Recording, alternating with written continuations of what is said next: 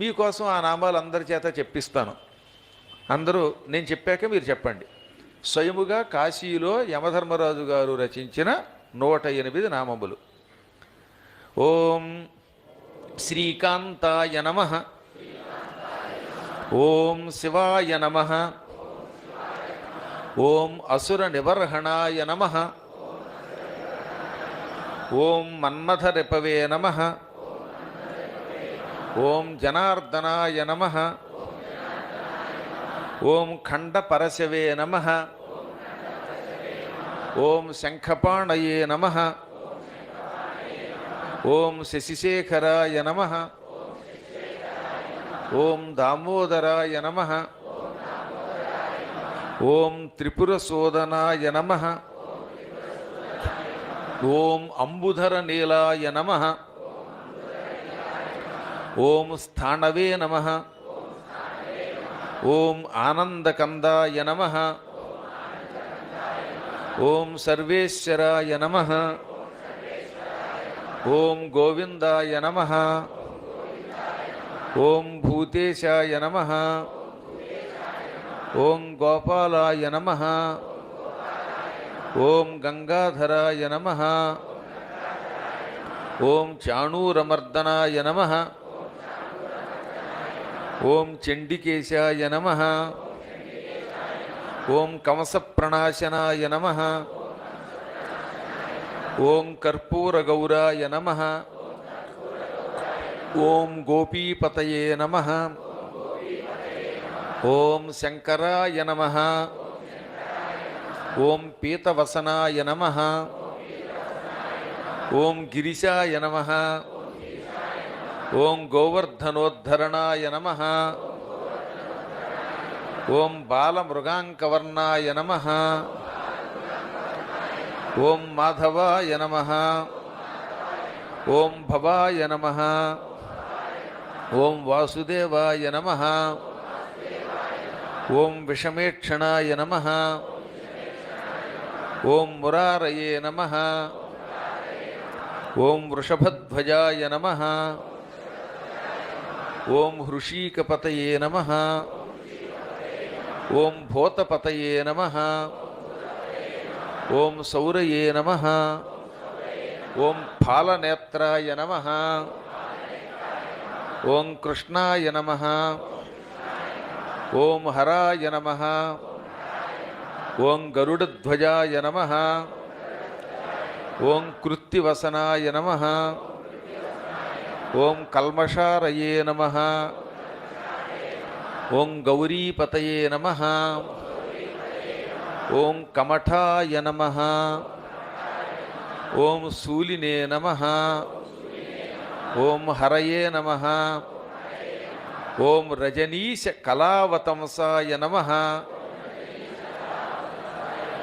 ఇందులో తప్పు పడింది, కళావంతసాయ అని కళావతంసాయ అనాలి. మళ్ళీ ఓం రజనీశ కళా అవతంసాయ నమః.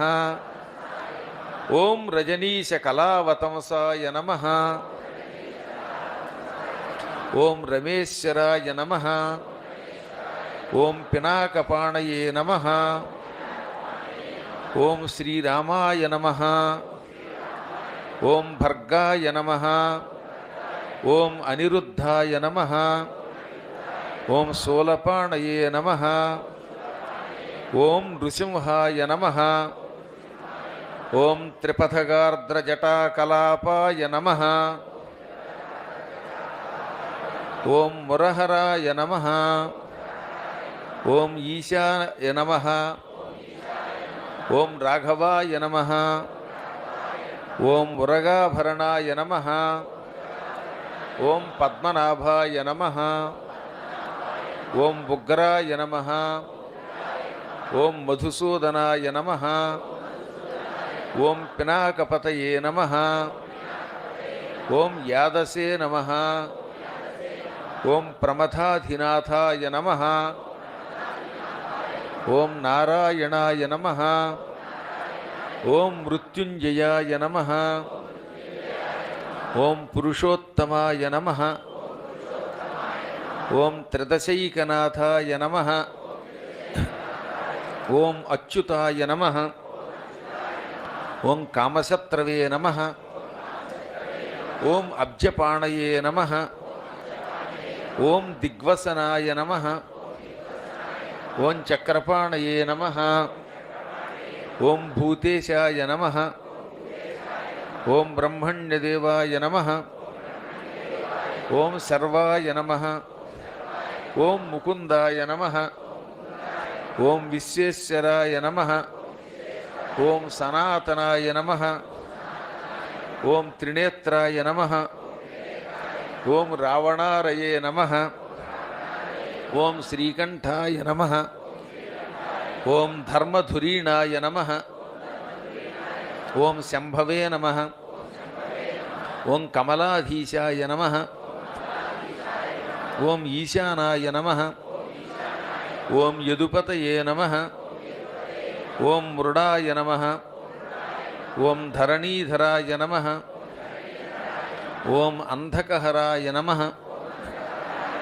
ఓం శార్ంగపాణయే నమః. ఓం పురారయే నమః. ఓం విష్ణవే నమః. ఓం నీలకంఠాయ నమః. ఓం వైకుంఠాయ నమః. ఓం దేవదేవాయ నమః. ఓం మధురిపవే నమః. ఓం త్రిలోచనాయ నమః. ఓం కైటభరిపవే నమః. ఓం చంద్రచూడాయ నమః. ఓం కేశినాశాయ నమః.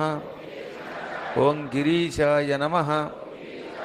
ఓం లక్ష్మీపతయే నమః. ఓం త్రిపురారయే నమః. ఓం వసుదేవసోనవే నమః. ఓం త్రక్షాయ నమః. ఈ నామాలు మొత్తం 108లో అన్నీ బాగానే పడ్డాయి, కానీ ఒక 48, 56లో ఒక చిన్ని తప్పు, ఎక్కువ కాదు. ఓం రజనీశ కళావతంసాయ, ఈ సున్నాని తా పక్కకి చేర్చుకోండి. ఏం చేస్తారు? వా పక్కనున్న సున్నాని తా పక్క పెట్టండి.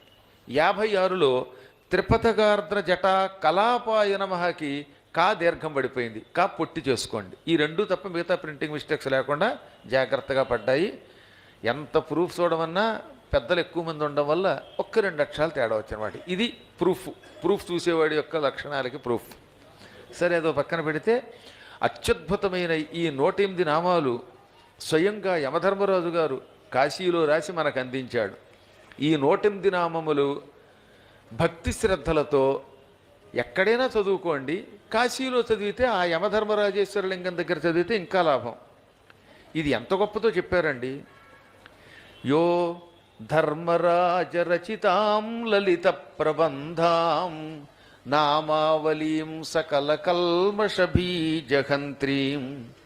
ధీరోత్ర కౌస్తుభభృతస్య శిభూషణత్యా నిత్యం జపేత్ స్తనరసం న పిబేత్ సమాతుః.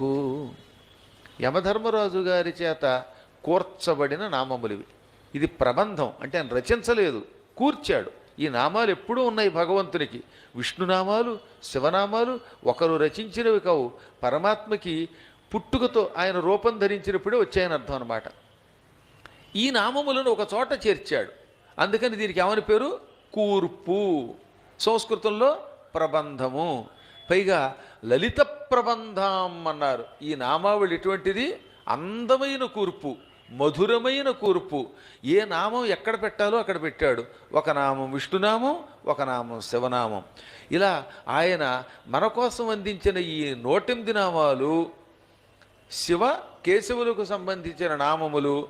సకల కల్మష బీజహంత్రీం, మనం చేసిన పాపముల యొక్క విత్తనం కూడా నాశనం చేస్తాయట.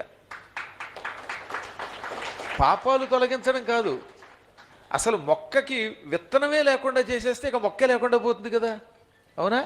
మొక్కల్ని చంపడం కాదు, ఆ మొక్క పుట్టడానికి మూలమైన విత్తనమే లేకుండా చేస్తే ఇక జాతి ఉండదు. పాపములు చెయ్యాలనే ఆలోచన కూడా రాకుండా సమూలముగా నాశనం చేస్తుంది ఈ నామం. అందుకని పరమ పవిత్రమైన ఈ నామములను జపిస్తే వాడు జీవితంలో పాపం చెయ్యాలనే ఊహ కూడా రానివాడు. ఇది భక్తితో జపించేవాడికి. భక్తి లేనివాడికి ఎన్ని జపం చేసినా ఒకటి అనుకోండి, వాడి బతుకంతా కల్లుకొండ మీద అభిషేకం చేయడంతో సమానం. కానీ మనమంతా శ్రద్ధాసక్తులతో నమ్మి చేస్తున్నాం కదా, అలాంటి వారికి ఇంకా పాపం చేయాలనే ఊహ కూడా రాదు, అన్ని పాపాలు తొలగిపోతాయి. వాడట స్తనరసన్న పిబేత్సమాతు, తల్లిపాలు మళ్ళీ తాగడం అంటే అర్థం ఏంటి? మళ్ళీ పుట్టడం. ఇప్పుడు ఎలాగో పెద్దవాళ్ళం అయ్యాం, తల్లిపాలు తాగాలన్నా తల్లి ఉండదు, తల్లి దగ్గర పాలు ఉండవు. దీని అంతరార్థం తెలుసుకోవాలి. ఈ మానవుడు చచ్చాక మళ్ళీ జన్మెత్తుతాడు పాపాల వల్ల. ఆ జన్మ ఏ జన్మో తెలియదు. పంది తల్లి కడుపున పుడతాడో, నంది తల్లి కడుపున పుడతాడో, ఏ తల్లి వీడికి అంటుందో తెలియదు. ఎక్కడికన్నా వీడు మళ్ళీ తల్లిపాలు తాగవలసిన అవసరం వస్తుంది పాపాత్మనికి. కానీ ఈ నామములు చదివితే మాతృగర్భములో ప్రవేశించి తిరిగి పుట్టవలసిన అవసరము ఉండదు, పునర్జన్మ ఉండదు. అంత గొప్ప నామాన్ని ఆయన ఇచ్చాడు నాయన శివశర్మ.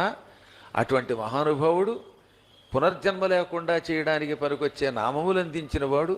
నీ పుణ్యం వల్ల, నీ పుణ్యం పుచ్చిపోవటం వల్ల, పరమ పవిత్రమైన మాయాపురంలో హరిద్వారంలో నీవు మరణించటం వల్ల, అనేక దాన ధర్మములు చేయటం వల్ల, తీర్థయాత్రలు చేయటం వల్ల, మహాత్ముల్ని సేవించటం వల్ల నీకు నమస్కరించి స్వాగతం చెప్పి అదృశ్యం అయిపోయాడు. ఇప్పుడు అర్థమైందా?